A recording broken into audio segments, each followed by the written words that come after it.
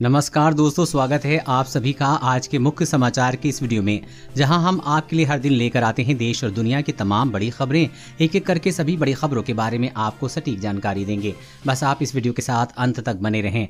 साथ ही आपसे एक छोटी सी रिक्वेस्ट है कि मुझे इस वीडियो को बनाने में बहुत मेहनत लगती है, तो इस मेहनत के लिए वीडियो पर एक लाइक जरूर कीजिएगा। साथ ही वीडियो के नीचे दिए गए इस लाल बटन को दबाकर चैनल को सब्सक्राइब कीजिए, उस घंटी को भी दबाइए ताकि आपको दिन भर की बड़ी खबरों की जानकारी लगातार मिलती रहे। तो चलिए दोस्तों, एक एक करके सभी बड़ी खबरों के बारे में जान लेते हैं। तो दोस्तों, आज की पहली बड़ी खबर की अपडेट की बात करें तो बच्चा थका दिख रहा है और सांस तेज चल रही है तो अभिभावक हो जाएं सतर्क।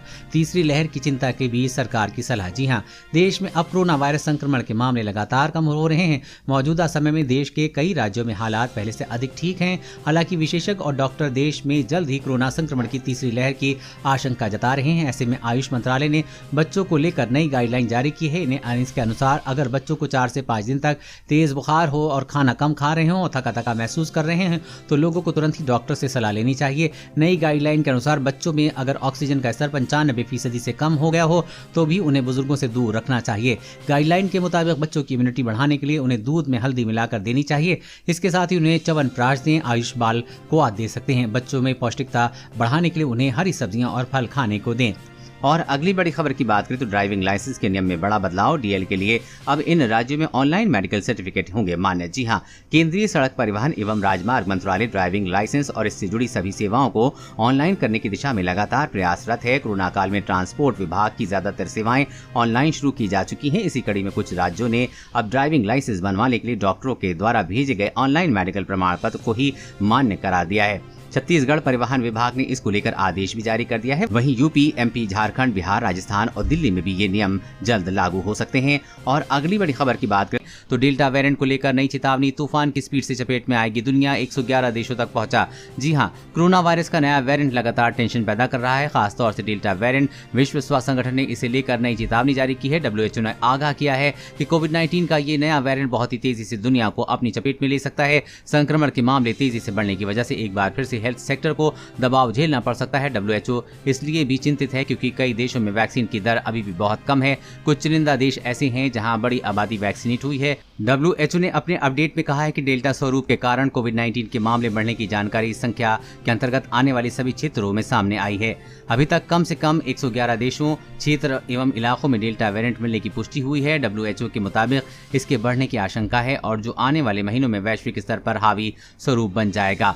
और अगली बड़ी खबर की बात करें तो नए BIS मानकों के अनुरूप नहीं पाए जाने वाले साबुन पर दिल्ली में लगा प्रतिबंध। जी हां, दिल्ली सरकार ने यमुना नदी में प्रदूषित को रोकने के लिए नवीनतम BIS मानकों के अनुरूप नहीं पाए जाने वाले साबुन और डिटर्जेंट पाउडर की बिक्री, भंडारण, परिवहन और विपणन पर प्रतिबंध लगा दिया है। गौरतलब है कि नेशनल ग्रीन ट्रिब्यूनल ने जनवरी में 2 सदस्यीय विशेषज्ञ समिति की सिफारिशों को स्वीकार कर लिया था, जिसमें दिल्ली सरकार को संशोधित BIS मानकों के अनुरूप नहीं पाए जाने वाले डिटर्जेंट की बिक्री, भंडारण और परिवहन और विपणन प्रतिबंध लगाने के आदेश जारी करने के निर्देश का सुझाव दिया था। दिल्ली प्रदूषण नियंत्रण समिति द्वारा जारी एक आदेश में कहा गया है कि दिल्ली में साबुन और डिटर्जेंट की बिक्री, भंडारण, परिवहन और विपणन सुविधाओं से संबंधित दुकानों और अन्य प्रतिष्ठानों पर नियंत्रण रखने वाले सभी संबंधित अधिकारियों को सख्त निगरानी और औचक निरीक्षण के माध्यम से निर्देशों का पालन सुनिश्चित करने का आदेश दिया गया है। और अगली बड़ी खबर की बात करें तो कोरोना ला सकती है डायबिटीज की नई लहर। कोविड से रिकवर हुए 46% मरीजों में शुगर का लेवल ज्यादा। जी हां, कोरोना काल में सबसे ज्यादा खतरनाक डायबिटीज के मरीजों को हो सकती है। ऐसे लोग जिन्हें पहले से डायबिटीज और ब्लड प्रेशर या शुगर जैसी बीमारी थी, उनके शरीर में कोरोना वायरस तेजी से फैल रहा है और लोगों को मौत की संभावना भी बहुत ज्यादा थी। लेकिन अब कोरोना के मरीजों को डायबिटीज का खतरा हो गया है। कोरोना से ठीक होकर लौटे मरीजों का शुगर लेवल बहुत ज्यादा पाया गया है। कोरोना से ठीक होने के महीनों बाद भी इन मरीजों को शुगर लेवल कम नहीं हो रहा है, जो कि चिंता का विषय है। साथ ही ये स्टडी इस वक्त की भी पुष्टि करती है कि कोरोना अग्नाशय पर भी असर डालता है। जब मरीज अस्पताल में भर्ती रहते हैं तब वो असर करता है, बल्कि ठीक होने के बाद भी अग्नाशय पर इसके शरीर प्रभाव पड़ते हैं और ये लंबे समय तक रहते हैं। इसके मरीजों का स्वास्थ्य लंबे समय तक प्रभावित होता है। और अगली बड़ी खबर की बात करें तो पेट्रोल डीजल की कीमतें में महंगाई बढ़ने के साथ लोगों की हेल्थ को भी हो रहा है नुकसान। रिपोर्ट में हुआ खुलासा। जी हाँ, ईंधन की कीमतों में लगातार हो रही वृद्धि से न सिर्फ मुद्रास्फीति प्रभावित हो रही है, बल्कि इसका नकारात्मक प्रभाव लोगों को सेहत पर पड़ रहा है। क्योंकि लोग ईंधन से हुई बढ़ोतरी को मैनेज करने के लिए अपने हेल्थ में होने वाले खर्च में कटौती कर रहे हैं। इस बात का खुलासा भारतीय स्टेट बैंक की एक शोध रिपोर्ट में हुआ है। रिपोर्ट के मुताबिक SBI कार्ड खर्च के हमारे विश्लेषण से संकेत मिलता है कि ईंधन पर पड़े हुए खर्च की समायोजित करने के लिए स्वास्थ्य व्यय पर खर्च में काफी कमी आई है। यानी महंगाई बढ़ने से लोगों में स्वास्थ्य पर बुरा असर पड़ रहा है। और अगली बड़ी खबर की बात करें तो खुशखबरी, कोरोना वायरस का केस खत्म कर देगा ये 3D प्रिंटिंग मास्क। आ जाने कितनी खासियत। जी हाँ, कोरोना महामारी की दूसरी लहर ने लाखों लोगों की जान ली है।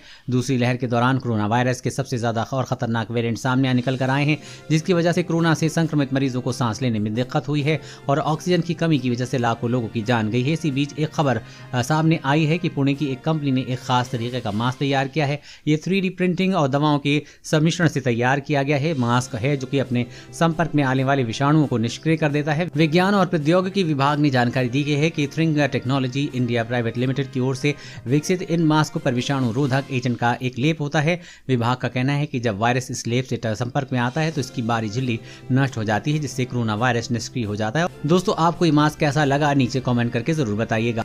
और अगली बड़ी खबर की बात करें तो SBI ने ग्राहकों को किया सावधान, गलती से ना करें, काम खाली हो सकता है बैंक अकाउंट। जी हाँ, देश के सबसे बड़े सरकारी bank state bank of India अपने ग्राहकों को फ्रॉड से बचाने की नसीहत देता रहता है। ऑनलाइन बैंक से पैसा की लेन देन करते समय कई बार छोटी छोटी गलतियों के कारण लोगों को बड़ा नुकसान उठाना पड़ सकता है। कई बार बैंक से मिलने वाली असुविधाओं के लिए लोग सोशल मीडिया पर SBI से शिकायत करते हैं। स्टेट बैंक ऑफ इंडिया ने ऐसे लोगों को अलर्ट करते हुए कहा है, एक नसीहत दी है कि बैंक ने सोशल मीडिया पर शिकायत करते वक्त अपनी निजी जानकारी को शेयर करने से मना किया है। कई बार लोग अपनी जरूरी दस्तावेज की जानकारी ट्विटर पर बैंक को टैग करते हुए डाल देते हैं। बैंक ऐसे करने वाले लोगों से अपील कर रहा है कि वो इस तरह की गलती ना करें। इससे हुई क्षति के लिए बैंक उत्तरदायी नहीं होगा। हमारा सुझाव है कि इस पोस्ट को तुरंत हटा दें।